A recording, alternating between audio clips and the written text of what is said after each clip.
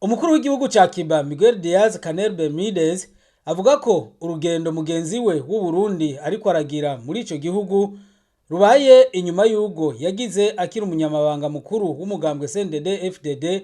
Ati ni ikimenyetso ko ibihugu vyacu vyunze ubucuti budasanzwe.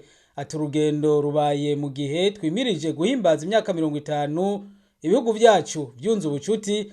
Ati ndizera ko ruzobwungira akamaro.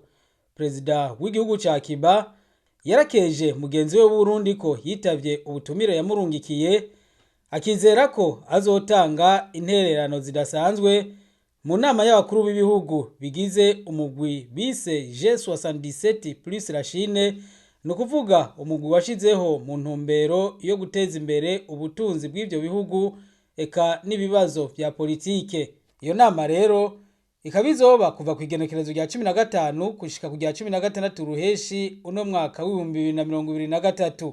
Umukuru w'igihugu ca Cuba yarakeje kandi umukuru w'igihugu c'u Burundi ku mabanga yatowemwo mw'ishirahamwe ry'ubumwe bwa Afrika no kwijambo yashikirije mu nama y'ishirahamwe mpuzamakungu ONU.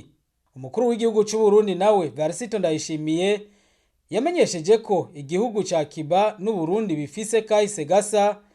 Ati Burundi bwaciye mu bihe bibi bitumwe n'abakoroni, atariko mu mwaka wa 2005 twarahabuje demokrasi yahaswe kunigirwa mu menshi mu mwaka wa 2015 kubera abashatse gutembagaza ubutegetsi.